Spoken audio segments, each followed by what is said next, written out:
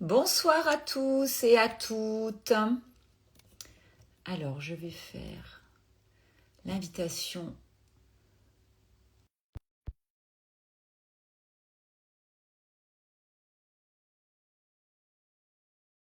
pour être un peu plus présente sur les réseaux sociaux en direct, puisque je trouve que c'est vraiment un bon moyen de véhiculer des belles informations. Et Thierry est déjà là, donc c'est extraordinaire. Bonsoir Thierry. Bonsoir, j'enlève mes lunettes, ça fait des reflets. Ça fait des reflets. Moi, ça me gênait pas. Mais bon, voilà, il faut que vous y voyez. Moi, si je les enlève, je vais vous voir flou, ça va pas être bien. Donc, j'ai juste me connecter. Bienvenue sur mon compte. Merci. Et j'étais voilà en train de dire que j'étais ravie de vous accueillir ce soir. Je vais vous laisser vous présenter, même si voilà, si je pense qu'on vous connaît quand même ici.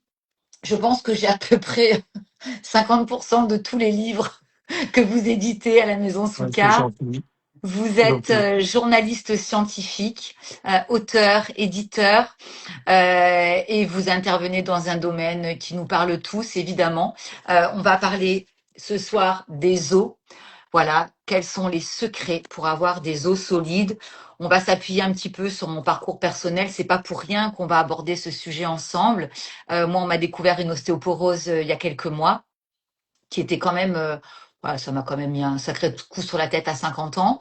Je pensais bien faire au niveau de mon alimentation, au niveau de mon hygiène de vie, au niveau du sport. Et puis, ben, j'ai découvert une ménopause qui s'installait, que j'ignorais également, puisque, ben, comme la plupart des femmes, pas prévenues de quand ça arrivait, comment ça pouvait se manifester et des conséquences que ça puisse avoir sur notre squelette. Et je pense que le mien a pris cher, comme on dit. Voilà, donc on va s'appuyer un petit peu là-dessus. On a 1 heure devant nous. Je pense que ça va être très intéressant. Je vais largement vous laisser la parole, évidemment, puisque c'est un sujet très intéressant sur lequel il y a beaucoup à dire. J'ai préparé quelques questions que je vais vous poser. Voilà, mais avant tout, je vous laisse vous présenter comme vous avez envie de le faire et nous raconter un petit peu votre Bon, parcours si vous avez envie. Voilà. oui, bah, vous avez résumé mon parcours, hein, journaliste scientifique spécialisé en nutrition depuis plus de Ouais, 30 ans. Ça fait ouais. 30 ans que je décrypte les études, que je travaille avec des chercheurs. J'ai étudié la biochimie à l'Université de Californie il y a déjà pas mal de temps. La biochimie amène à la nutrition. Et oui, Tout simplement parce que ce qui se passe intimement lorsqu'on s'alimente déclenche tout un grand nombre de réactions et c'est toujours intéressant d'aller voir ce qui se passe pour pouvoir ensuite remonter.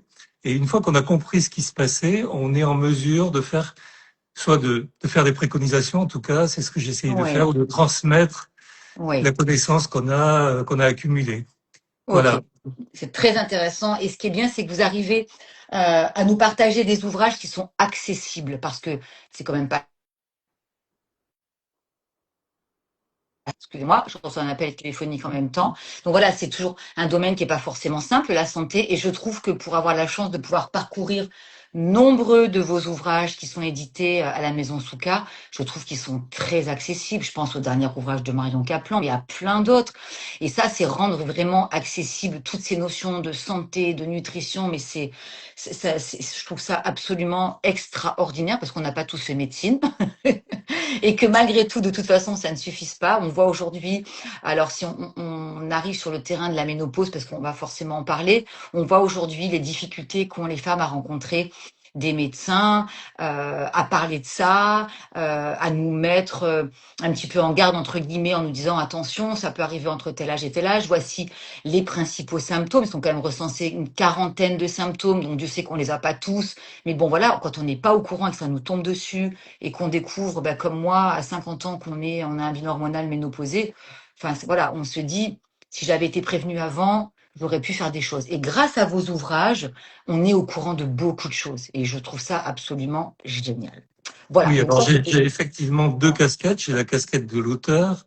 J'écris une vingtaine de livres, 20 je crois, hein, depuis 1991 ou 92, sur essentiellement sur l'alimentation. Et oui, ensuite, j'ai oui. créé une maison d'édition qui porte mon nom en 2007 et qui publie des ouvrages. On a essayé d'être novateur là aussi, Oui, de donner la parole à des gens qui amenaient de la connaissance, parfois Oui. qui bousculait des idées reçues. Beaucoup. Donc voilà, c'est l'essentiel de mon travail. Ouais, c'est très intéressant. Donc merci pour tout ça. Alors, depuis des décennies, bien sûr, on nous parle du calcium et que pour avoir des os solides, il faut boire du lait de vache, il faut boire son grand verre de lait tous les matins et manger son fromage et tout ça. Je pense qu'on va ouvrir ce live là-dessus parce que je pense que est-ce que c'est ou pas une idée reçue, mais qu'est-ce qu'on peut dire par rapport à ça et par rapport à voilà à tout ce qu'on nous a bien martelé depuis autant d'années et qu'on continue encore de véhiculer d'ailleurs dans certaines publicités, puisqu'on voit encore dans certaines publicités, voilà l'idée que le lait de vache apporterait une bonne source de calcium qui serait bonne pour nos os. Qu'en est-il de ça si on doit commencer par Oui, là? alors ça a un peu changé parce que j'ai publié un livre en 2007 qui s'appelait Les mensonges et propagande, qui est épuisé depuis, hein, mais qui partait du travail fait à Harvard par la plus grande équipe de chercheurs en nutrition, qui est l'équipe de Walter Willett, et sur deux grandes études qui s'appellent l'étude des infirmières, pardon, j'ai un chat dans la gorge, et l'étude des professionnels de santé. Et ces études ont montré en fait que l'idée qui était véhiculée depuis les années 1930 à peu près, que en consommant beaucoup de calcium, mais surtout beaucoup de calcium laitier, on avait des os plus solides et on prévenait les fractures. Donc Mhm. ces deux études ont montré que ça n'était pas le cas, et ça a été le déclencheur d'une multitude de travaux qui ont été menés depuis donc une trentaine d'années, et qui confirment en fait que le calcium, c'est vraiment important pour les os. Il y a d'autres nutriments qui sont importants, mais on va Mhm. pas, puisqu'on parle du calcium, parle du calcium. Mhm. Donc le calcium, on en a besoin.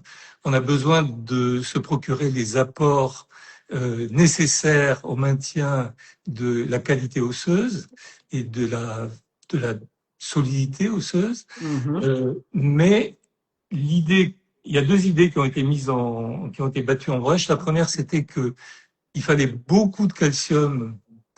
On considérait qu'il y avait du calcium dans les os, donc si on consommait beaucoup de calcium, on était à l'abri des fractures. Mhm. La deuxième idée qui a été battue en brèche, c'est que il fallait absolument du calcium laitier pour Eh oui. couvrir ses besoins en calcium. Donc, où est-ce qu'on en est aujourd'hui? Je vais essayer de donner un état des Mhm. connaissances très simple, hein. Les produits laitiers sont des apporteurs de calcium. Donc ça, c'est indubitable. On ne va pas remettre ça en cause. Donc ils font partie de la gamme des aliments sur lesquels on peut s'appuyer pour se procurer du calcium Du tous les calcium. jours. Voilà. Ok. Ok. Mais si on ne consomme pas de produits laitiers, ça ne veut pas dire qu'on va faire une fracture. Donc Voilà. voilà, de manière très simple, le message qu'il faut faire passer, on peut consommer des produits laitiers et ils vont apporter leur calcium. C'est inutile de surconsommer des produits laitiers. Alors, qu'est-ce que c'est surconsommer des produits laitiers? C'est 3 ou plus laitages par jour, De quelle que soit la source, que ce quelle soit que soit la source. vache, chèvre, brebis, c'est pareil. Voilà. Ok.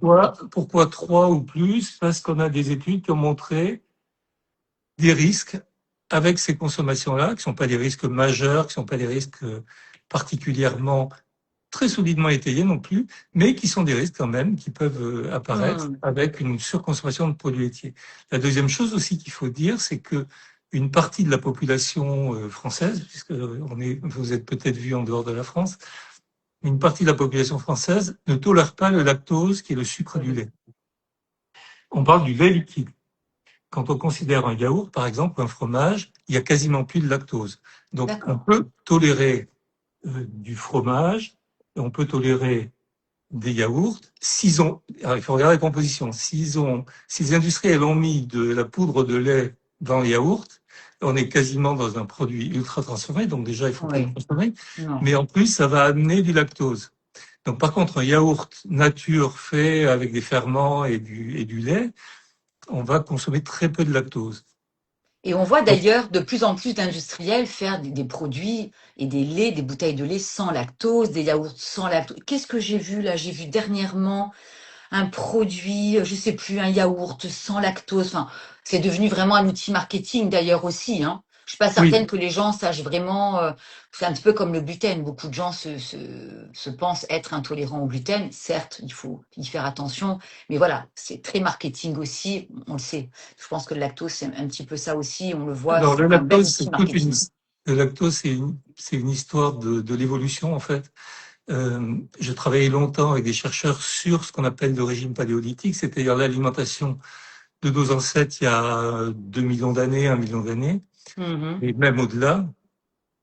Et cette alimentation, en fait, c'est une alimentation qui a été qu'on a pu reconstituer, notamment chez les chasseurs-cueilleurs du XXe siècle, Mhm. c'est-à-dire des gens qui vivent encore. Il reste quelques tribus en Eh Nouvelle-Guinée, oui, en Amérique du Sud, en Afrique également, qui vivent comme vivaient nos ancêtres il y a 1 million d'années. Et cette alimentation, elle est caractérisée par évidemment l'absence de produits de laitiers. produits Pourquoi il n'y a laitiers. pas de produits laitiers? Parce que il n'y a pas d'élevage. Mhm. La domestication, elle arrive au néolithique il y a à peu près 10-15 000 ans. Donc à partir de la domestication, on a des animaux, on peut les traire, on commence à consommer des produits laitiers. Or, pendant 2 millions et demi d'années, voire 7 millions d'années si on fait remonter au premier hominidé, qui s'appelait Toumaï, eh bien, il n'y a pas de produits laitiers Il n'y a dans pas de produits laitiers. l'alimentation. Donc, il y a une adaptation du nouveau-né Mhm. qui produit une enzyme qui s'appelle la lactase pour digérer le lactose, donc il a besoin du lait de sa maman, jusqu'à l'âge de 2-3 ans, qui est la période à laquelle il y avait, on passait, on arrêtait de consommer le lait de sa Le maman lait et on passait à une maternel. alimentation. Voilà. Tout à fait. Donc, la majorité de l'espèce humaine, quand je dis la majorité, c'est à peu près 60-70%, ne tolère pas le lait liquide après l'âge de 2 ou 3 ans, Mhm. simplement parce que ils sont héritiers des gènes du paléolithique. Donc, comment on le sait en France? Eh bien, il y a un gradient nord-sud, c'est-à-dire si vous habitez au sud de la Loire et si vous approchez de la Méditerranée comme Oui, l'endroit d'où je vous parle, et moi il y a aussi. plus de chances, voilà, il y a plus de chances que vous soyez. Alors, quand je dis que vous habitez, vous avez des ancêtres qui sont Oui, méditerranéens. d'accord, ok. C'est pas pareil. Donc, c'est pas mon Voilà, c'est cas pas du tout. pareil. Donc, il y a Non, plus de du tout. chances que vous ne Ok, tolériez pas le lait liquide, ok. le lactose du lait liquide à l'âge adulte.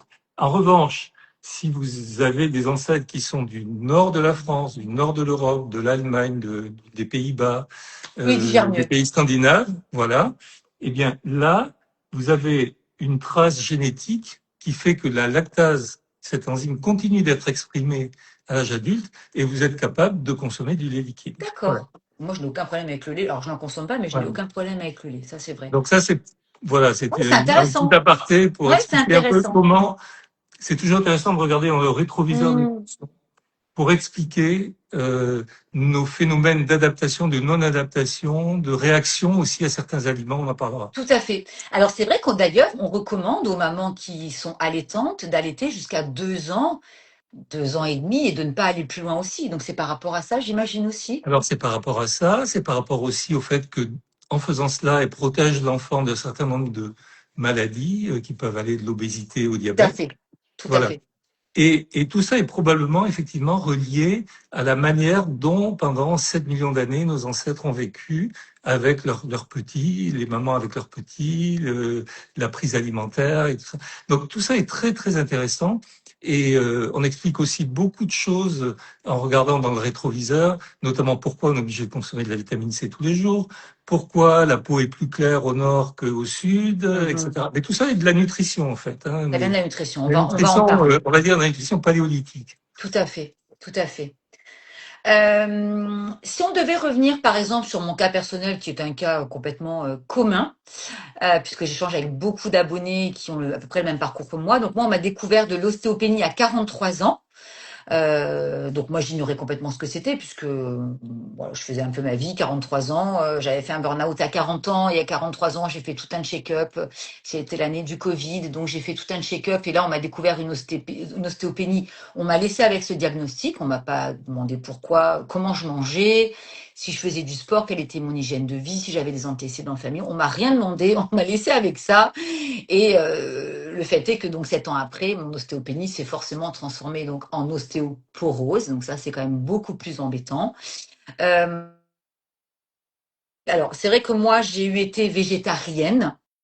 Donc, je pense que c'est quand même une des raisons essentielles du fait que, alors c'est peut-être pas, je pense que ce n'est pas la raison de mon ostéopénie parce que à 43 ans je ne l'étais pas. J'avais une alimentation, on va dire, à peu près classique. Je faisais encore un peu de sport. J'avais beaucoup de stress dans mon ancien travail, d'où mon burn-out. Mais en revanche, voilà, après, je suis devenue végétarienne et donc je pense que j'ai creusé complètement mon ostéopénie qui s'est transformée, c'est très clair, puisque l'excès, évidemment, de protéines végétales n'a pas arrangé tout ça. L'absence de protéines animales, l'absence de sport aussi pendant quelques années, une hygiène de vie qui n'était pas excellente, beaucoup de stress ont fait que, voilà, aujourd'hui, j'en suis là. Euh, Aujourd'hui, il y a plein de femmes qui sont concernées par ça. Comment on pourrait une femme aujourd'hui qui reçoit un diagnostic d'ostéopénie à 40 ans, à 45 ans, qu'est-ce que vous lui dites? Comment D'abord, vous la conseillez? Comment vous d'abord, lui expliquez tout ça? alors l'expliquer c'est difficile parce qu'il y a tellement de facteurs Eh oui, qui peuvent amener à cette perte osseuse avant la ménopause, hein, oui, qui sont des facteurs de mode de vie sur lesquels on peut agir. Il y a quelques facteurs génétiques aussi. Il y a des facteurs qui sont liés à l'environnement. Quand je dis l'environnement, c'est par exemple le tabagisme. Le oui, tabagisme est un facteur de perte de masse osseuse. apparent. On le voit pas dans toutes les études, mais on le voit dans une majorité d'études, on va dire. Hmm, Et puis la prise de certains médicaments, certains traitements vont accélérer la perte osseuse. Donc c'est très difficile de nommer en quelque sorte un seul facteur. oui, c'est multifactoriel, on va dire. C'est multifactoriel. Oui, Il y a de manière transversale, il y a quelque chose qui traverse tout ça, c'est quand même l'inflammation. oui, Et l'inflammation, elle chronique. peut avoir plusieurs origines.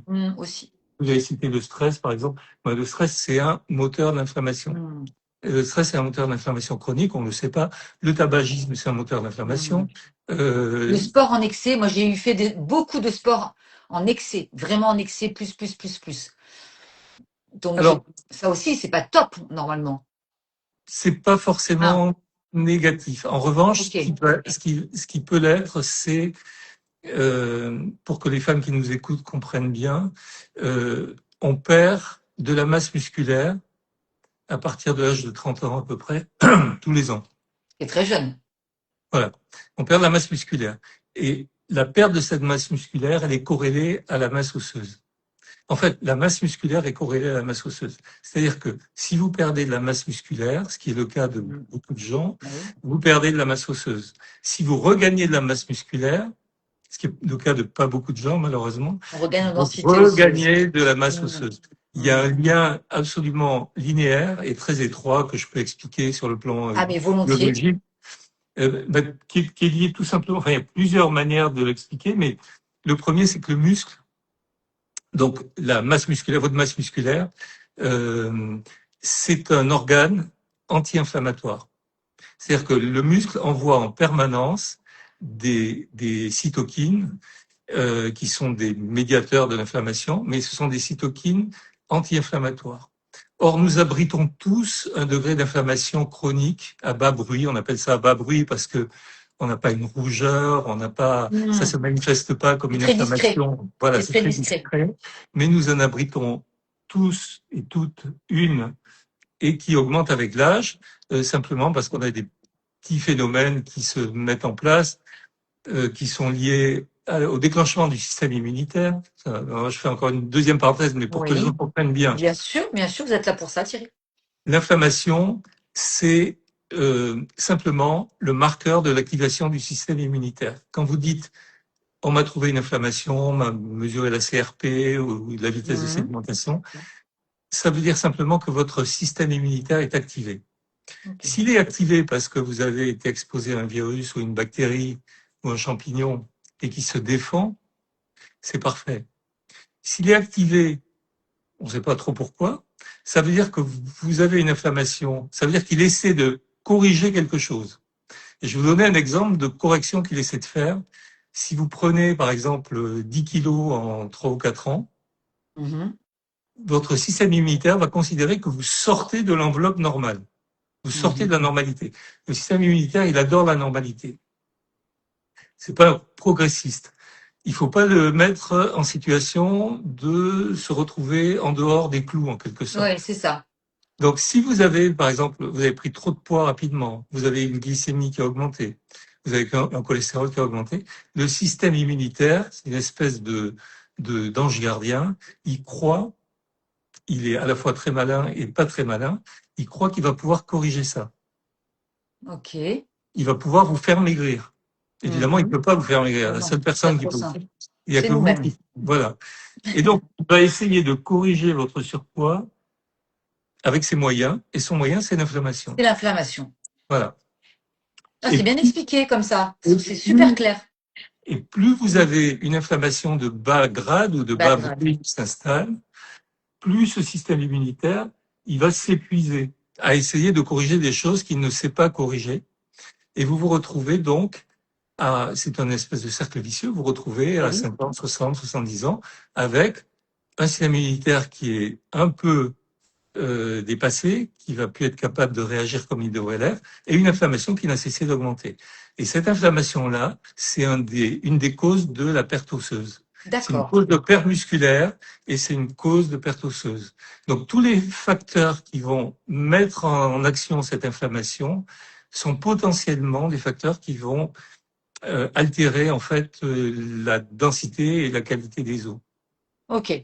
Donc notre muscle, et alors d'ailleurs il y a un livre qui est très bien, c'est celui de Gabriel Lyon là-dessus sur le muscle, hein, évidemment squelettique, qui est un organe à part entière que je vous invite vraiment d'ailleurs à lire. C'est moi j'ai commencé par lui il y a quelques mois, je l'ai dévoré en 2 jours dans le train, j'ai trouvé absolument génial ce livre. Encore un voilà un livre qui est vraiment accessible à tout le monde et qui fait comprendre beaucoup de choses. Donc le muscle, on a bien compris, il protège nos os en fait quelque part, en quelque sorte. Hein. Si on a Absolument. des muscles solides on aura forcément, normalement, a priori, des os en tout cas plus solides. Ça veut dire que, on va parler de la ménopause, de la préménopause, cette fameuse période où nos œstrogènes baissant, on est moins protégé aussi. Est-ce qu'on peut faire le lien d'ailleurs entre préménopause, ménopause et les os pour voir un peu ce qui se Oui. passe avec cette baisse d'œstrogènes pour qu'on Bien comprenne? sûr, bien sûr. Pour finir sur les muscles, donc les muscles, ils sont, vous avez donc le mécanisme anti-inflammatoire dont on parlait, mais vous avez aussi des mécanismes mécaniques, c'est-à-dire chaque fois que vous Hmm. sollicitez vos muscles, par exemple avec des tractions, évidemment Oui. les solliciter un petit peu fort.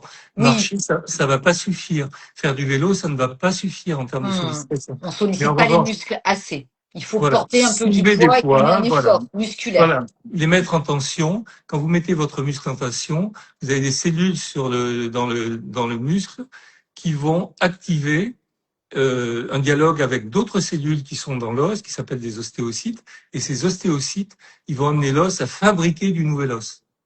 Ouais, Voilà. c'est génial. Donc, le message Ah très oui. simple des muscles, hein, Ah ben c'est oui, là, c'est très clair. vraiment, c'est même à l'âge de 30 ans, c'est pas attendre d'avoir un Non, diagnostic d'ostéopénie ou non, d'ostéoporose, non, non.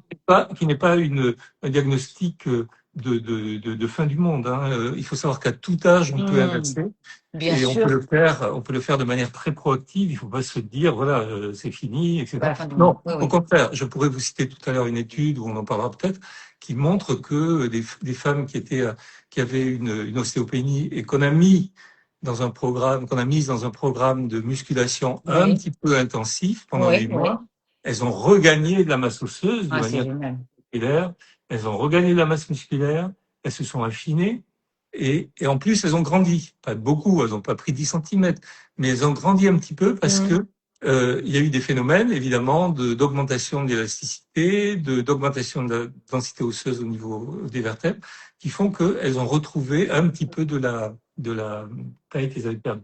Mais vous Donc voyez, c'est marrant ce que vous dites parce que moi, il y a 7 ou 8 ans, j'ai découvert que j'avais perdu 1 centimètre. Ce qui est quand même beaucoup, 1 centimètre sur une taille. Ben, c'est lié, c'est bah oui, ça probablement affole les lié. personnes. C'est pareil, vous voyez, il y a une prise en charge qui est pas toujours la bonne aussi, parce qu'il y a des choses qu'on aurait pu éviter, je pense, en tout cas. Je pense voilà, on n'est pas assez mis au courant, nous les femmes, à partir d'un certain âge. Je crois il y a beaucoup de travail à faire. Ça commence à venir, mais il y a encore du boulot. Encore du boulot. Ben, les médecins font leur travail. Maintenant, c'est vrai que tous les médecins ne sont pas encore totalement Ouais, suffisamment informé. informés des études dont on parle, hein, notamment Oui. sur la qualité musculaire, la masse musculaire, mais ça va venir. Donc, bon, il faut pas attendre ça. Le médecin, c'est vraiment le cabinet du médecin, c'est un endroit où il faut dialoguer, Oui. notamment après un diagnostic d'ostéoporose, d'ostéopénie, qui n'est pas la fin du monde, encore une fois. Il faut savoir que jusqu'en 1993, la définition de l'ostéoporose, c'était fracture de fragilité. Hmm. C'était pas densité osseuse. C'est une commission de l'OMS qui a suggéré de passer au diagnostic densité osseuse parce qu'ils considéraient que finalement, il y avait une espèce vase communicant entre le fait d'avoir perdu de la densité osseuse et d'avoir un risque de fracture, ce risque, il est réel, le lien, il est Mhm. réel. Mais il n'est pas aussi immédiat que ce qu'on pourrait penser. La densité osseuse, elle n'explique qu'une partie minoritaire des fractures. Euh, D'accord. Par exemple, si vous prenez deux femmes, l'une qui a 50 ans et l'une qui a 80 ans, mais qui ont la même densité osseuse, Oui. le risque de fracture, il est beaucoup plus important à 80 ans qu'à 50 ans, alors que la densité osseuse est la même. Donc ça Ok. veut dire qu'il y a d'autres facteurs qui jouent Qui rentre en pour compte. expliquer la La fracture, fragilité. Oui. la fragilité osseuse. Le premier, c'est l'âge et l'inflammation dont on a parlé. Oui. Le deuxième, le plus important, c'est la chute. Ok.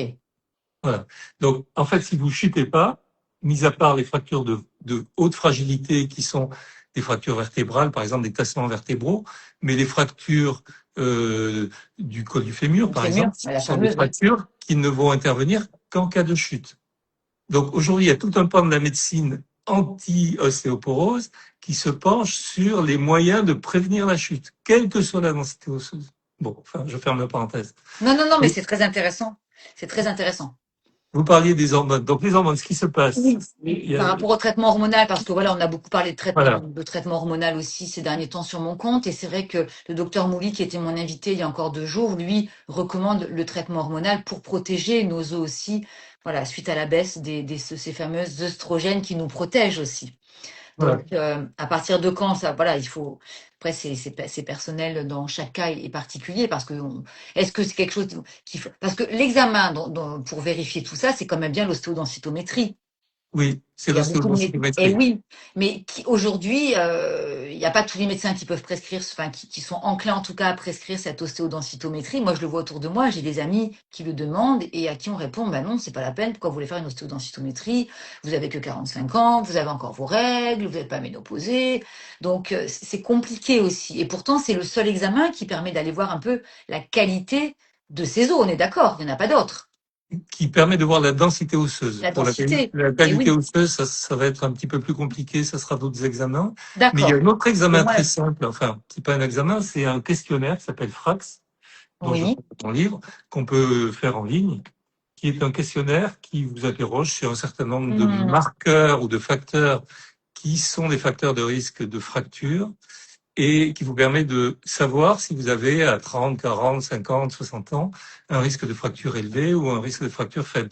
Et ce questionnaire, vous pouvez y répondre même si vous n'avez pas de résultat d'ostéodensitométrie.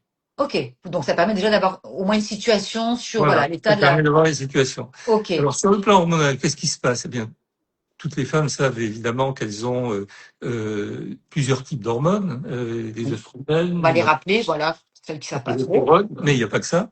Il y a la DHEA aussi. Oui, qui est Et très la importante. DHEA qui se transforme en testostérone et en oestrogène. Et il y a la testostérone.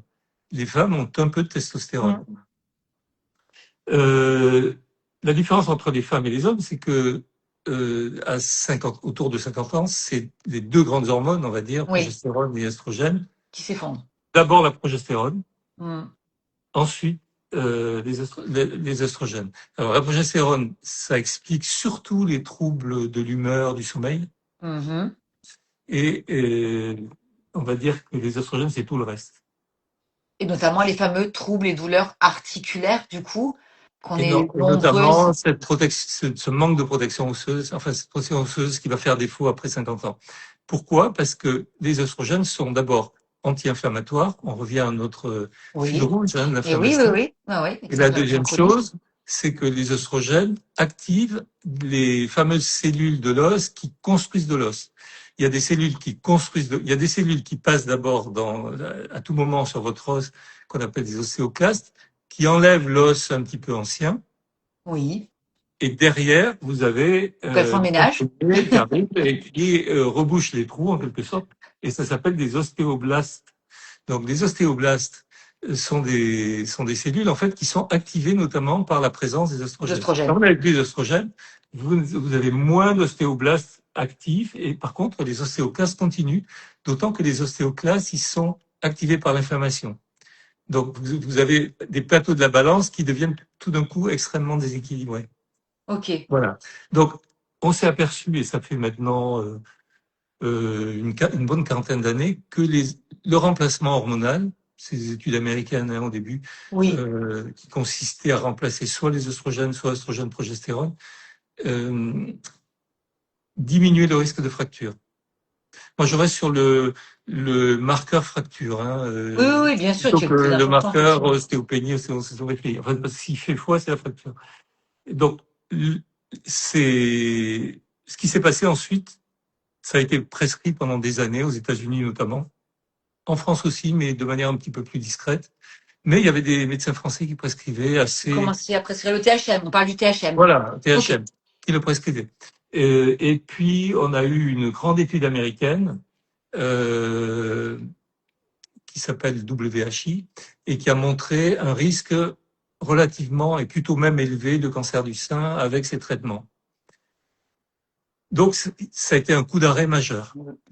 Ça veut dire que plus personne ne voulait prescrire aux femmes Le traitement hormonal, ce forcément. traitement hormonal. Et il a fallu attendre d'autres études, notamment une étude française, qui a montré en fait que lorsque ce traitement était donné à des doses physiologiques et à des doses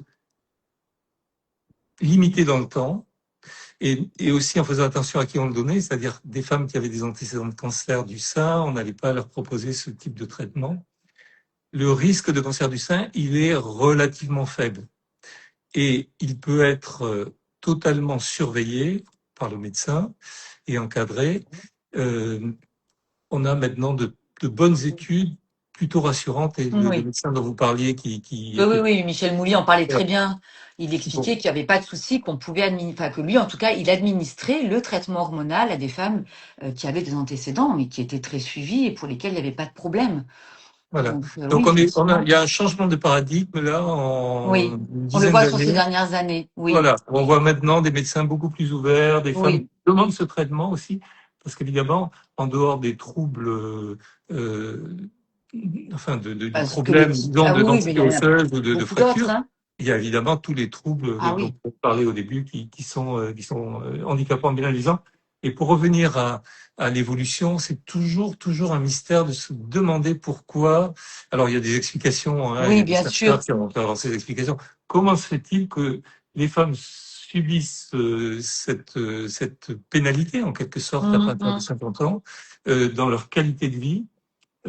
Comment l'évolution n'a pas pu ménager une autre voie de sortie. Et bon, il y a plein d'études, il y a plein d'hypothèses, on en parlera une autre fois si vous voulez, mais bon, c'est pas le lieu aujourd'hui. Et chez les hommes qui peuvent aussi être sujets à l'ostéoporose, la testostérone, elle joue le même rôle, mais la testostérone, elle va diminuer beaucoup plus Oui, lentement, plus de l'ordre de rapidement, plus moins 1% par an. rapidement. Voilà. Oui, tout à fait. Si on devait, parce que j'ai vu qu'il y avait des gens qui parlaient de la créatine. Alors ça, c'est très, c'est très à la mode en ce moment. On entend beaucoup parler de créatine. J'en prends moi-même, hein. Puisqu'on dit elle est bonne aussi pour la récupération musculaire. On a vu que le muscle était étroitement lié avec l'os et que pour faire de l'os, il faut faire du muscle. Donc, que pensez-vous de la créatine? La créatine, c'est un nutriment qui a été très étudié dans les années 60, 70, 80 Ouais. et 90. Je refais un peu d'histoire des sciences, mais dans les années, j'étais à Sciences et Avenir à l'époque, je m'occupais des questions de biochimie, biologie, nutrition, et il y a eu une attaque en règle du ministère de la Santé contre la créatine et contre les athlètes qui prenaient de la créatine, Hmm. dont Zinedine Zidane. Il y a beaucoup d'athlètes, beaucoup de footballeurs, Jeannie Longo, la cycliste. Et le ministère de la Santé français a dit c'est un dopant et en plus Eh il donne oui. le cancer. Ah, super. Euh, donc c'est super. Donc, on a fait un dossier j'ai fait un dossier dans Sciences et Avenir pour montrer que ça reposait absolument sur rien, qu'il y avait simplement une espèce d'idéologie antidopage, mais qui était mal placée. Je comprends bien l'idéologie antidopage, mais si on attaque des compléments nutritionnels qui sont intéressants, y compris dans le cancer, comme la créatine, bon, on est à côté de la plaque. Donc, pendant des années, il y a eu une espèce de flou dans les médias. On entendait dire oui, mais c'est interdit, c'est pas interdit. Ça n'a jamais été interdit. En fait, il y a eu cette Elle avait espèce mauvaise de presse. C'est vrai velléité qu'elle avait d'interdit. mauvaise presse. On Voilà, est elle avait d'accord? mauvaise presse. Oui, Jadine oui. Lambeau, elle a été attaquée Hmm. là-dessus. Bon, maintenant on en est revenu. Les études, c'est toujours les mêmes, hein, on les a depuis les années 60, 70, Oui, ils 80. n'ont pas changé. Effectivement, elles sont très bonnes pour la récupération musculaire, Musculaire. pour également la force musculaire, notamment si vous faites de la musculation, les répétitions, le volume de Oui, répétition. Et donc la prise de masse musculaire dont on a parlé, qui est importante pour la masse osseuse. Donc la créatine, c'est quelque chose qui est bien, qu'on peut prendre. Il n'y a pas de risque pour les reins si on a des reins qui fonctionnent bien. Ça a également des vertus sur le plan neuropsychiatrique. C'est en train d'être d'accord. étudié. Et c'est un nutriment qui est anti-inflammatoire. Donc, c'est plutôt quelque chose de D'accord. pas C'est mal. plutôt, vous le Et recommandez. voilà, moi, c'est plutôt quelque chose sur lequel je vais pas dire non, non, prenez pas de créatine. D'accord. Alors, je crois que il faut prendre de la créatine monohydrate. Enfin, c'est ce que j'ai lu plusieurs fois, c'est celle que je consomme aussi, à raison de 5 grammes par jour. C'est ce qui est Oui, marqué en alors tout cas. oui, voilà. En général, ce sont les Ok, doses. Il y a des études qui ont été faites avec des doses plus élevées, mais globalement, ce sont voilà. des 5 grammes, doses c'est bien. intéressantes. La créatine, il faut savoir que c'est un nutriment de l'énergie. De la même manière que le glucose est un nutriment de l'énergie, la créatine, c'est un Oui. nutriment de l'énergie qu'on trouve dans la viande, dans toutes les viandes en général. Voilà. Donc, Et donc, qu'on fasse du sport ou pas du sport, est-ce qu'il faut en prendre? Parce que on parle de récupération musculaire, donc on a tendance à dire que on a fait un effort musculaire, on a porté un peu de la fonte, on s'est fait un peu, voilà, on a fait un peu des petites fissures là qui font du bien, là où ça fait mal. Donc, on prend de la créatine, mais la personne qui fait pas de sport, la personne qui court, par exemple, qui ne la fait pas personne qui de court, résistance. elle peut prendre de la créatine. Ok, ok. Après, les gens qui sont sédentaires, qui prennent ou pas de la créatine, ça va malheureusement pas changer. Mais c'est pas une Euh, contre-indication, c'est ce que je veux dire. Ça va non, non, c'est pas, pas ce une sera pas contre-indication. miraculeux. Non, non, voilà. S'ils sont sédentaires, et voilà, ce qui va se passer, c'est que le système immunitaire va pas très très bien fonctionner, et on en a parlé, donc Ok. ça fera pas une grande différence. D'accord. Est-ce que vous pourriez nous citer les nutriments essentiels à la santé osseuse, les compléments alimentaires qui sont quand même importants de prendre? Alors, il y en a S'il y plusieurs, en hein. a, Il y en a mais je pense plusieurs. que oui. On peut avoir déjà dans l'alimentation, avant de parler compléments alimentaires. Oui, Il y a la vitamine C, la vitamine D, la oui. vitamine K, Qu'on associe avec la vitamine D. qu'on associe souvent avec la vitamine D, mais on peut la prendre indépendamment. Il y a deux formes de vitamine K. Tiens. La K1 qu'on trouve par exemple dans les choux, les brocolis, et la K2 qu'on trouve Mm. notamment dans les produits fermentés. Mais on les trouve aussi sous forme de compléments alimentaires. Donc la D, normalement, si on parle de compléments alimentaires, c'est à minima de mars-avril à octobre en France. Ok, Dans cette fenêtre-là, normalement, si on s'expose raisonnablement au soleil, c'est-à-dire visage protégé, oui. 15-20 minutes à la mi-journée, visage et mains protégés pour pas avoir des taches de soleil, on va faire on va faire de la vitamine D en On la s'exposant au fabrique. soleil grâce aux UVB. Ok. À partir de octobre en France, d'autant plus en région parisienne, ça va être plus difficile, Mm. ça va devenir quasiment impossible parce que la Terre s'incline sur son axe et donc la fréquence des, la fréquence des UVB qui atteint la surface terrestre, qui atteint notre peau, qui n'est plus en mesure de fabriquer la vitamine D. Donc D'accord. même si vous vous mettez en t-shirt sur une Ouais, c'est piste insuffisant. en Ça passe. janvier, vous Il n'avez n'y a pas de pas. vitamine D. Donc Ok. là, en Il faut se général, on peut se complémenter. de prendre des suppléments qui de l'ordre de alors les autorités sanitaires françaises disent 600 UI. Beaucoup de chercheurs disent 1000 UI, 2000 UI. 600 UI, c'est les apports Oui, oui, totaux en oui, tout vitamine à D, fait. Oui, oui, oui, oui. alimentation. Ouais, je Voilà. crois qu'on est. Il y en Donc, a même qui préconisent bien plus que ça. il y en a qui préconisent plus. La vitamine K, on en a parlé. Le magnésium, c'est un nutriment Magnésium. qui est important pour la santé osseuse à plusieurs types. D'abord, il entre il entre dans l'os. Il y en a dans l'os. Ensuite, il est anti-inflammatoire. Il est Donc le bon pour. magnésium, on peut en prendre tout le temps, on peut Oui, en prendre dans on est d'accord. l'alimentation. Il y en a Oui. dans l'eau, par exemple, dans l'eau minérale, il y a du magnésium, on peut prendre du magnésium, ou on peut prendre des compléments de magnésium.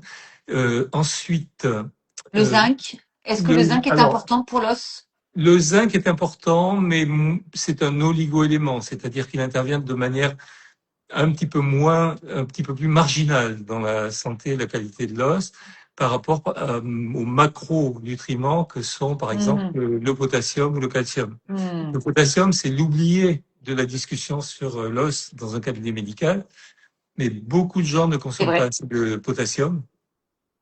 Et le ratio qui nous intéresse, c'est le ratio potassium-sodium, la balance potassium-sodium. Si on reprend nos hommes préhistoriques d'il y a 5-6 millions d'années ou 2 millions d'années, ils consommaient beaucoup de potassium et très peu de chlorure de sodium. Et Hmm. on a inversé ce ratio-là. Et en inversant ce Ben, ratio-là, ça, c'est à cause on, de l'alimentation industrielle. Beaucoup, il y a voilà, trop de sodium. on Les crée produits des, transformés, ultra transformés. on crée des déséquilibres. Et puis, il y en avait Oui. beaucoup, jusqu'à très récemment, dans des aliments très courants, comme le pain. Il y avait beaucoup de Oui. sel. Mais c'est Donc, un il faut quand même, conservateur aussi, je crois. Et puis, c'est aussi ce qui rend appétant et qui fait qu'on y retourne aussi absolument. dans l'alimentation ultra transformée. Donc, il faut manger. Alors, moi, je suis carencée en sodium parce que moi, je mange aucun produit ultra transformé. Et du fait que le vitaliseur est un exhausteur de saveur, ben, j'ai carrément oublié de mettre du sel dans mon alimentation pendant des années. Et là, je me retrouve très carencée en sodium. Donc là, maintenant, voilà, je consomme du bon sel, comme il faut.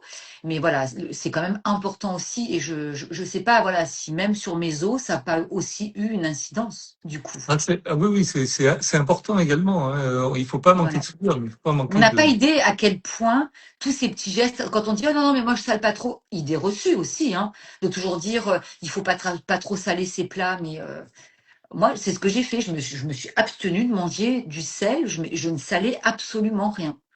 Alors, on peut saler, mais il faut se préoccuper à ce moment-là de l'apport en potassium Et et de oui, l'apport en protéines, parce que plus vous consommez de chlorure de sodium, hein, parce qu'il y a plusieurs types de sodium. Il y a le bicarbonate de sodium, c'est pas pareil oui, que le chlorure de sodium. Donc, si vous consommez du chlorure de sodium, plus vous en consommez, vous allez faire, dans un cas très particulier, qui serait celui d'une diminution de la fonction rénale, qui intervient souvent en prenant de l'âge, vous allez faire un petit peu plus d'acide chlorhydrique. Parce que le chlorure du sodium vous allez le transformer en acide chlorhydrique. Si vous consommez beaucoup de produits céréaliers, vous allez faire un petit peu plus d'acide sulfurique. Donc tout ça contribue à ce qu'on appelle l'équilibre acido-basique. mhm, mhm. Donc une acidose métabolique qui peut se mettre en place dans un contexte où la fonction rénale est un petit peu diminuée, parce que sinon elle fait le travail d'évacuer tous ces acides en trop. Et à ce moment-là, si par exemple vous plongez une bandelette urinaire Mhm. pour mesurer le pH dans les urines le matin, vous allez voir, par exemple, si vous avez un pH de 6, c'est qu'il y a c'est un petit peu trop acide. Un pH de 7, c'est plutôt bien parce que c'est Oui, relativement équilibré. Et on a des études montrant que lorsque le pH diminue trop, le pH tissulaire, vous n'êtes pas malade, hein, vous sentez oui, oui, oui. rien, vous n'êtes pas alité, il n'y a pas de manifestation particulière, mais il peut y avoir une déperdition à la fois des muscles et du calcium osseux pour venir compenser cette acidité un petit peu élevée.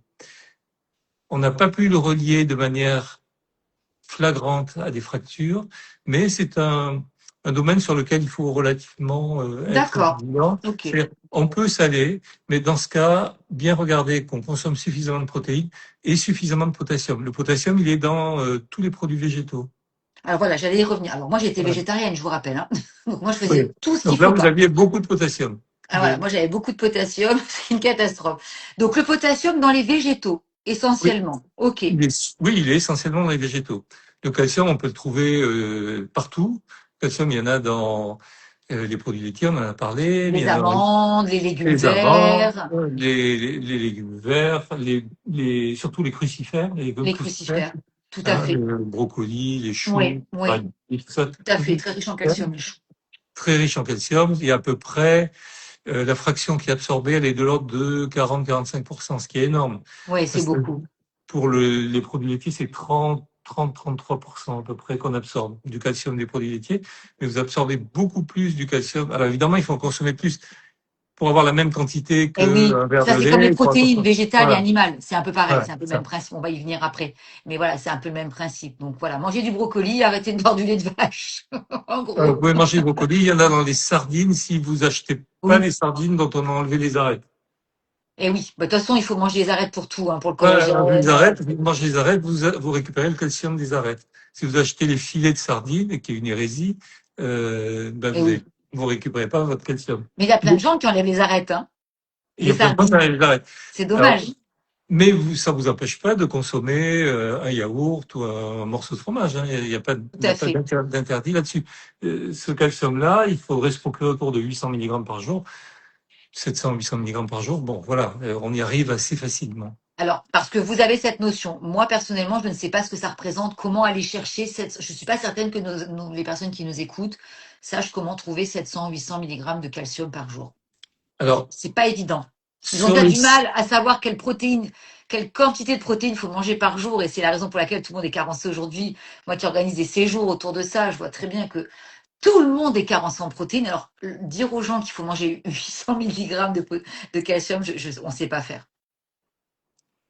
sur notre site lanutrition.fr, Oui. vous aurez tout un tas d'équivalences entre les portions et Ah, la parfait. portion à Ok. apporter. Donc, les gens peuvent aller regarder, c'est un accès libre et Très bien. Bon, ça c'est voilà. bien. Voilà, ça fait. Il faut qu'on ait des petits, voilà, des petits mémos de comparaison pour savoir. Comme quand on sait, voilà, qu'il y a tant de protéines dans un filet de poulet de tant de poids. Voilà, il faut que les gens ils aient Oui, des il faut qu'on repères. sache Sinon, à on ne peu sait pas près. en fait. Ouais. Le Il faut que, sésame. Est-ce que le sésame, oui, le sésame est riche en calcium. oui, mais alors il faudra en consommer beaucoup. Hein, C'est comme tout, évidemment. Donc c'est voilà. voilà, c'est Euh, toujours une question de dosage. Est-ce qu'on est-ce qu'on peut prendre sinon du calcium en plus en complément alimentaire, à condition qu'on ait fait un bilan évidemment avec un professionnel de santé qui mette en avant qu'on est carencé. Oui, bien sûr, on peut prendre du calcium. D'ailleurs, les médecins qui traitent d'ostéoporose en général préconisent des suppléments de Mm. calcium. Alors pourquoi ils préconisent du calcium? On n'a pas de très très bonnes études montrant que chez les femmes qui consomment suffisamment de calcium, le plus de calcium des suppléments va les protéger d'une fracture. On n'a pas de très très très bonnes études là-dessus, D'accord. sauf chez sauf chez les femmes qui sont dans un EHPAD, en maison de retraite par exemple, qui donc ont une activité physique relativement Ouais, faible. faible. Là, les études sont plutôt intéressantes. Alors, alors pourquoi ils prescrivent du calcium? Mais d'abord parce que euh, ils veulent couvrir un éventuel déficit en calcium. Donc bon, en prenant du calcium, vous êtes quasiment assuré de vous procurer les apports en Eh oui, calcium nécessaires. Et ils savent bien que si vous consommez pas assez de calcium, il y a une hormone qui va se mettre en place, qui va augmenter, qui s'appelle la PTH, et qui, elle, est une hormone qui va diminuer encore une fois la densité osseuse. Donc, ils essaient de parer à ça. Maintenant, s'ils avaient un questionnaire alimentaire qui vous pose la question, qu'est-ce que vous mangez pendant une semaine? eh oui, Remplissez-moi votre questionnaire alimentaire, et que vous avez, je sais pas, entre 800 mg, 900 mg, 1 gramme de calcium par par jour, jour. Oui, je pense pas que ça soit indispensable nécessaire de se ou en tout cas, supplémenter. voilà, de se Ok. supplémenter. Mais bon, encore une fois, chaque cas est particulier. Oui, complètement. Non, Voilà. on Et va donc, prendre là-dessus. parlez-en au médecin et Hmm. posez-lui la question. Le cabinet médical, c'est ça, c'est un lieu d'échange et c'est parfait pour ça. Oui, tout à fait. Il y a un nutriment essentiel dont on n'a pas parlé, dont moi j'ai entendu parler en tout cas, c'est le bore. C'est ça? Le bore. Alors, Ça me parle. Ça vous parle? oui, oui, bien sûr, oui, bien sûr. Bien sûr. Bon, effectivement, c'est un nutriment dont on parle pas beaucoup, Mais qui non. on peut en trouver aussi, on en trouve dans la matrice osseuse, mais en revanche, on a très très peu d'études sur Ok, lesquelles s'appuyer pour faire soit du diagnostic, soit des ok, préconisations. ok, On est vraiment sur des aspects relativement expérimentaux encore, avec des études chez l'animal, des choses comme ça. Bon, c'est donc on fait très pas une difficile de, fixation voilà. là-dessus. Ok, Voilà. on fait pas forcément Je pense qu'il estimer. vaut mieux se focaliser sur les protéines dont on a parlé, dont Alors, on on va peut parler parler. justement des protéines. On va faire la différence entre les protéines végétales et les protéines animales, qui sont importantes toutes les deux, qui n'apportent pas forcément les mêmes, voilà, les mêmes bienfaits. Est-ce que vous pouvez nous en parler pour les os, Oui, effectivement, de ces fameuses oui. protéines, moi, Alors, protéines déjà animales? parlons des protéines en quantité et puis Oui, ensuite on fera oui, le bingo. Donc, des protéines en exactement. quantité. Les recos aujourd'hui, jusqu'à 65 ans, c'est 0,8 g de protéines par kilo de poids.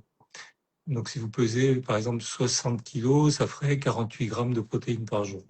Au-delà de 65 ans, on est sur 1 gramme, voire 1,2 g Donc vous prenez votre poids, vous multipliez par 1 ou 1,2, vous avez la quantité de protéines qu'il faudrait consommer chaque jour. Cette quantité de protéines, elle est considérée par certaines sociétés savantes et certains spécialistes, comme la docteure Lyon, on va dire la française, qui a écrit le livre sur les muscles, elle est considérée comme insuffisante. Il y a beaucoup de chercheurs et de médecins qui considèrent qu'il faudrait aller au-delà. Bah, elle Alors est aller plutôt sur au-delà, c'est 1,5 à 2, hein, il me semble. voilà, Hein. 1, Alors, 2, 1, surtout quand on fait du 6. sport. Hein. Voilà. D'autant si on fait du sport de résistance, de la musculation, ou si on a une maladie chronique qui va fragiliser en quelque sorte la masse osseuse La masse osseuse. et la masse musculaire. Donc, on peut garder à l'esprit autour de 1 gramme. Déjà, se procurer 1 gramme, ça serait pas mal. Et chacun peut regarder avec une petite appli chez soi combien de protéines on consomme. Il y a des marqueurs très simples à avoir en tête. 100 grammes de steak, c'est à peu près 20 grammes de protéines pures. Il ne faut pas confondre. J'ai consommé 100 grammes de steak, c'est bon, j'ai mis 100 grammes de protéines, c'est 20 grammes de protéines. Non, on parle en Le taux. poisson, c'est à peu près pareil. Un œuf, c'est à peu près 7 grammes. Un œuf moyen, c'est à peu près 7 grammes de protéines avec le blanc. Donc voilà. Et le poulet qui est le plus riche en protéines, hein, je Et crois. le poulet, c'est autour C'est un peu plus de jackpot. 20 grammes. Voilà, c'est un peu plus de 20 grammes. Donc on peut regarder comme ça à chaque pas et chaque repas si on se rapproche de la marque qu'on a en tête pour se créer des apports en protéines. Ensuite, le protéines végétales ou animales. Alors, protéines végétales sont relativement incomplètes, sauf les protéines des légumineuses et notamment le soja. Quand je dis incomplètes, c'est-à-dire qu'elles n'ont pas forcément les 9 acides aminés qui sont indispensables, qu'on doit se procurer par l'alimentation. C'est pour ça que quand on est végétarien, souvent on associe les céréales et les les légumineuses, par céréales et exemple. légumineuses, voilà, parce que les unes viennent compléter les autres. Compléter les autres. Lorsqu'on consomme des protéines animales, on n'a pas ce problème parce qu'en général, on a tous les acides aminés. Donc, il y a un avantage aux protéines animales, mais on peut s'en sortir avec des protéines végétales.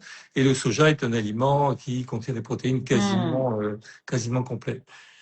Maintenant, une chose qui est importante à comprendre pour les personnes qui sont végétariennes et qui se disent, bon, ben, finalement, si j'associe mes protéines ou si je prends du soja et je mange pas du tout de viande, hein, ou, je parle des végétaliens plutôt Oui, que des végétalien. végétariens, hein, végétaliens. Donc, végétalien, pas de produits laitiers, pas de viande, Non. etc. Mais Soukar, il a dit X grammes de protéines, donc ça va. En fait, il y a maintenant on va faire un peu de biochimie.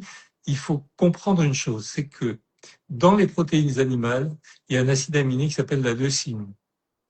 Cet acide aminé, il va déclencher une cascade métabolique, c'est-à-dire il va activer une autre protéine qu'on a dans le corps qui s'appelle mTOR. M-T-O-R. mTOR.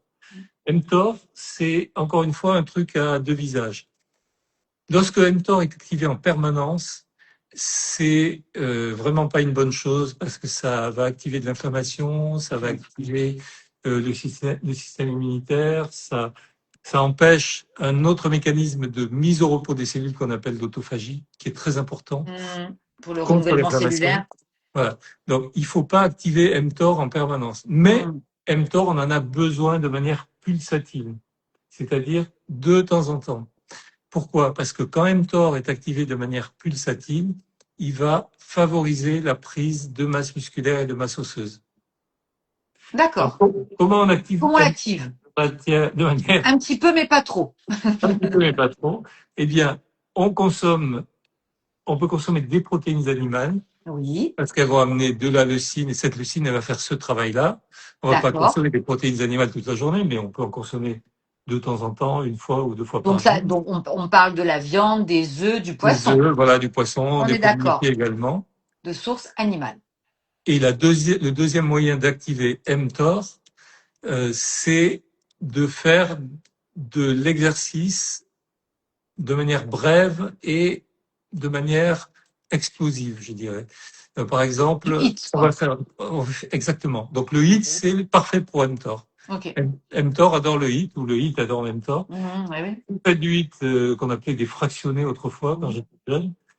C'est un activateur du mTOR que vous pouvez faire chez vous, mais vous pouvez le faire aussi Donc, vous pouvez le faire en courant, par exemple, et vous pouvez le faire aussi En en, résistance aussi, en résistance, bien c'est-à-dire sûr. en prenant des poids un peu plus Hmm, lourds et en augmentant la fréquence hmm. de poussée, par exemple, de votre travail musculaire. Et c'est très cardio en plus, donc on fait beaucoup de cardio en même temps, donc c'est assez complet. Et on peut le Voilà, faire sur des petites séquences de quelques minutes seulement, hein. absolument. Et là, Ça vous suffit. avez les bénéfices de mTOR sans en avoir les inconvénients. Super. Voilà, c'est pas trop long, donc on est bien. Ok, parfait. Donc on a vu les protéines animales, végétales. Alors moi, pour avoir été végétarienne, je pense que j'ai payé vraiment le prix fort de l'avoir été sur mes os, hein, très clairement. Sachant qu'en plus, on sait maintenant que les végétaux sont très très riches en oxalates et que je crois que les os aiment pas trop les oxalates. Donc ces fameux antinutriments qui viennent un peu absorber et le calcium et voilà et Certains tout ce dont minéraux. on et oui Certains tous les minéraux. minéraux dont on a besoin pour construire de l'os. Donc c'est un peu le problème des oxalates aussi. Et quand on est végétarien et qu'on ne mange aucune protéine animale, eh ben on mange essentiellement des oxalates. Donc voilà, aujourd'hui, alors trop tard entre guillemets non, parce que je pense que voilà, je vais faire ce qu'il faut, je fais déjà ce qu'il faut aujourd'hui, puis je pense que le traitement hormonal va m'aider, mon assiette m'aide, le sport, j'espère arriver à renverser un petit peu la tendance, ou en tout cas arrêter l'hémorragie. Mais c'est vrai que j'ai tout cumulé pour en arriver là, et je comprends aujourd'hui, vraiment. Donc Il y moi, a je un pense autre qu'il faut... élément, pardon, dont Oui, on va parler. allez-y Thierry. Combien de temps il reste? Bon, 5 minutes. Allez-y, 5 minutes. allez-y. Très rapidement, c'est le microbiote. Oui, C'est ce qui on se n'a pas passe dans parlé, c'est l'intestin. vrai. Et ça, c'est important aussi. Pourquoi? Parce que si vous avez un microbiote poreux, on appelle ça de la perméabilité intestinale, Intestinal, ouais. euh, il y a des fragments de bactéries qui peuvent passer et qui vont passer dans la circulation et qui vont activer des mécanismes inflammatoires. Donc là Hmm. aussi, c'est une porte d'entrée de l'inflammation. Et ça se passe, alors c'est pour ça que je rebondis sur le végétarisme, ça se passe notamment, il y a des personnes qui ont un petit peu de difficulté avec le gluten, c'est pas la majorité de la population, Mhm. mais il y a des personnes Mhm. sans être Ah, cœliaques, qui hein. sont On ne parle sensibles. pas de Bien, maladie bien sûr, cœliaque, oui, on parle oui. de sensibilité au gluten. Mhm. Là, ça va ouvrir en quelque sorte ces Ces portes-là portes entre qui doivent être fermées. l'intestin et Ouais. le corps et favoriser ce type de passage et favoriser de l'inflammation. Et ça se fait également avec les aliments ultra transformés, notamment des additifs comme des émulsifiants ou des édulcorants comme le sucralose, des choses comme ça. Et ça se fait aussi simplement parce que, eh bien, vous allez consommer beaucoup de végétaux et certaines personnes vont être sensibles aussi à des antinutriments qu'on appelle des lectines. Et lectine. Alors, les lectines, on les désactive en faisant cuire les légumineuses, mais bon, il peut en rester un petit peu. C'est pas tout le monde, hein, mais Alors, certaines personnes alors, peuvent on être arrive à les sensibles. faire cuire à haute température. Voilà, il faut Les les faire lectines, cuire à on haute peut température. malheureusement, voilà, il faut être sur de la cocotte minute. Alors on a mis la cocotte minute au placard pour le vitaliseur, mais c'est vrai que pour détruire les lectines, il faut être à plus de 100 degrés.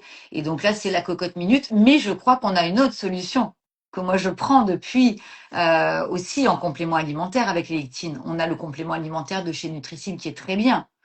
Oui, oui, oui, absolument. Alors je l'ai pas là sous la main, c'est bien dommage. Mais bon, il Je sais faut, pas. en même temps, c'est quelque chose qu'on peut contrôler. Alors après, le gluten, euh, c'est difficile à savoir, quoi. Et en fait, c'est une réaction d'évitement, enfin, de se dire finalement, je vais arrêter de consommer du gluten pendant quelques temps et je vais voir si Ouais, je me sens mieux ouais, au ouais. niveau de l'humeur, au niveau de Bon, en mes trucs général, on le voit digestifs. très vite, hein. Les gens qui arrêtent le gluten le disent qu'en 15 jours, déjà, ils ont moins de douleurs digestives, certains moins de douleurs articulaires, moins de maux de tête, une peau plus jolie, donc moins d'acné. Les résultats, ils sont quand même... Enfin, moi, j'en mange très très peu, très rarement. Et encore, quand j'en mange, c'est dans du petit épeautre, donc c'est du pain au levain.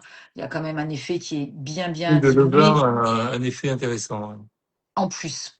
Donc voilà, ça c'était pour parler du microbiote. Eh oui, ce fameux Ça nous a microbiote parlé. qui lui aussi est à l'origine de beaucoup de choses, effectivement, et de la fameuse porosité intestinale et de l'inflammation, et tout se rejoint. On en revient, la boucle est bouclée, La boucle est effectivement. bouclée. Voilà. J'ai juste une question par rapport au collagène. J'aimerais bien avoir votre avis sur le collagène, la prise du collagène, ou pas.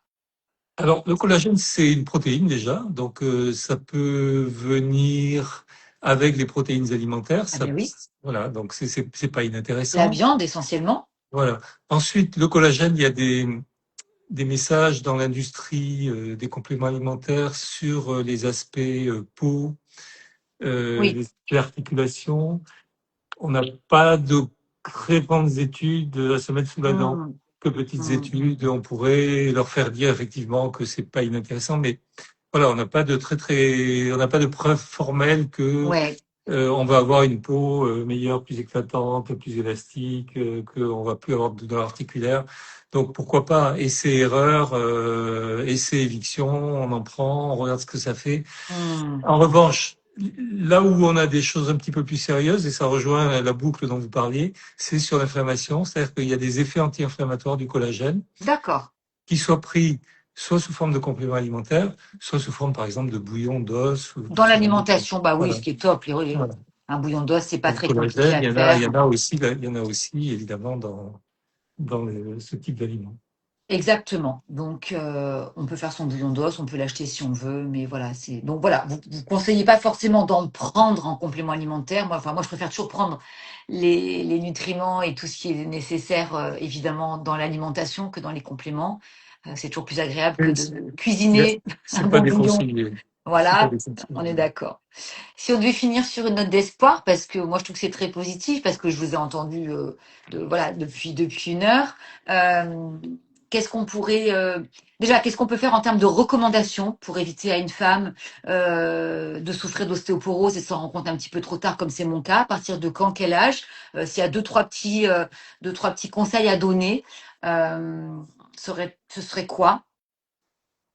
Si on doit synthétiser et prendre Mm. les leviers les plus importants, moi je dirais en premier lieu la masse musculaire, la musculation.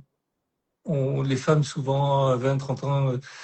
elles vont courir le dimanche, mais voilà, aller soulever des poids, c'est pas trop, c'est un peu plus pour les mecs qui veulent aller sur la plage et être pas mal, mais je pense qu'il faut qu'elles se mettent dans cet état d'esprit, non pas pour se dire je vais me muscler, je vais être Miss Univers, mais pour se dire chaque fois que je, je maintiens ma masse musculaire, je maintiens ma masse osseuse. Voilà. Ouais.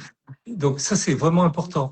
La deuxième chose, c'est une alimentation anti-inflammatoire. Alors, qu'est-ce que c'est une alimentation anti-inflammatoire? Pour la résumer, c'est Mm. quand même des légumes, c'est beaucoup de légumes, et dans les légumes, ce sont des composés qu'on appelle des polyphénols qu'on trouve dans le thé, qu'on trouve dans les fruits, dans les baies. Il faut consommer ces aliments-là parce que ils sont réellement antioxydants, anti-inflammatoires, et ils font vraiment du bien au niveau osseux, y compris les aromates. Hein, on est dans le midi ici, on consomme beaucoup Ah d'aromates. ouais, beaucoup Et les d'aromates. aromates, il faut vraiment pas hésiter. Certaines épices, pas les épices fortes, mais les épices doux comme le curcuma, le gingembre. Tout Hmm. ça, ce sont des choses qui viennent diminuer l'inflammation. Donc alimentation anti-inflammatoire, et sans oublier les oméga 3, les fameux oméga 3 Ouais, qu'on ça va c'est trouver important. EPA, dans les DHA. graines de lin, EPA, Ouais. DHA, DPA, qu'on va trouver dans les graines de lin, dans le poisson gras si on Les petits consomme du poissons, poisson, les sardines, les les maquereaux, petits les poissons, les anchois. sardines, voilà, le Hmm. saumon, mais qu'on trouve également dans l'huile de colza, de Ouais. manière équilibrée avec les oméga 9, de l'acide oléique et les oméga 6 de l'acide linoléique. On a l'acide alpha-linolénique qui est le précurseur des EPA, DHA qu'on trouve dans les poissons gras. Donc il y a trois grands, voilà, et puis les protéines bien sûr.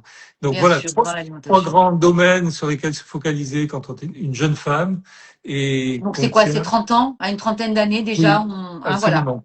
Voilà, 30 ans. c'est important, hein, puisqu'on sait qu'on a déjà en plus certaines femmes qui arrivent qui rentrent en périménopause déjà dès l'âge de 35 ans. Donc c'est très jeune. J'étais avec ma fille tout à l'heure au téléphone qui a 24 ans, à qui je disais, tu sais, dans une dizaine d'années, tu seras peut-être déjà sur les premiers symptômes de la périménopause. Alors elle rigolait, j'ai dit, mais ne rigole pas. Non, parce que moi, j'ai pas eu ma maman ayant eu des cancers a été ménopausée, voilà, forcément.